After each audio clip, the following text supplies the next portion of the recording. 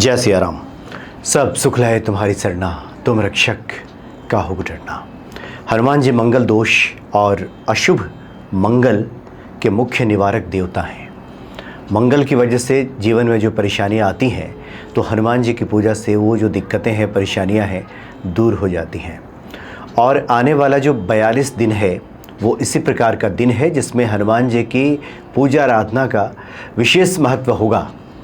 जो व्यक्ति हनुमान जी की शरण में रहेंगे, हनुमान चालीसा का पाठ करेंगे, हनुमान जी के एक विशेष मंत्र का जप करेंगे तो मंगल का जो दुष्प्रभाव है उनके जीवन पे नहीं दिखेगा। क्योंकि 21 जून से लेकर 2 अगस्त तक जो मंगल है राशि परिवर्तन कर रहे हैं और ये वृषभ राशि में रहेंगे। और जब तक इस राशि में रहेंगे, ये जो 12 राशियां हैं इस पे निश्चित ही इसका प्रभाव पड़ेगा। खास करके 2 राशियां ऐसी हैं, मिथुन और तुला, इनको तो विशेष सतर्क रहने की आवश्यकता है। क्योंकि मंगल का जो गोचर होगा जिसकी वजह से लोगों में अचानक क्रोध बढ़ेगा, निर्णय में जल्दबाजी करेंगे लोग, कुछ इस प्रकार के आर्थिक निर्णय लेंगे जिससे कि आने वाले समय में दिक्कतें हो सकती हैं। परिवार में, कार्यस्थल में विवाद की स्थिति आएगी इन 42 दिनों में। स्वास्थ्य का भी ध्यान रखना होगा और दुर्घटना से भी बचना होगा। यानी ये दुष्प्रभाव कहे जा सकते हैं। ये जो गोचर हो रहा है, ये जो परिवर्तन हो रहा है राशि का, इसका दुष्प्रभाव दिखाई देगा। और ऐसे में एकमात्र उपाय है कि हनुमान जी की आराधना की जाए। और वैसे भी जो ग्रह हैं वो परिस्थितियों का निर्माण तो करते हैं, लेकिन ईश्वर कृपा से, अपनी भक्ति से, अपने कार्यों से उस परिणाम को बदलने की सामर्थ्य भी मनुष्य रखता है।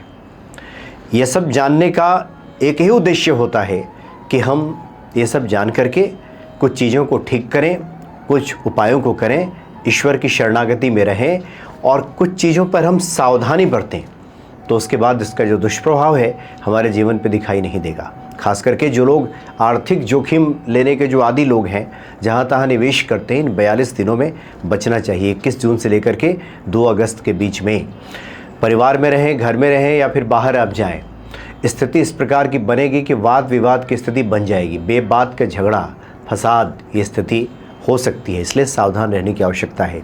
तो हनुमान जी की जब आप पूजन करेंगे तो सुमति आएगी, मति ठीक रहेगी, आपका विवेक जागृत होगा और उसके बाद चीज़ें हमारे अनुकूल हो जाएंगी। तो चूँकि जो मंगल हैं शक्ति, साहस, पराक्रम, भूमि, रक्त और ऊर्जा के कारक ग्रह हैं, तो इससे संबंधित जितनी भी चीज़ें हमारे जीवन में होंगी, शक्ति से संबंधित, साहस से संबंधित, पराक्रम से संबंधित, भूमि, रक्त, ऊर्जा, इससे संबंधित जितनी भी चीज़ें होंगी उसमें सावधान रहने की आवश्यकता है। क्योंकि ये जो 42 दिनों का समय है वृषभ राशि में जब तक रहेंगे मंगल, तब तक इस प्रकार की स्थिति रहेगी लोगों के जीवन में।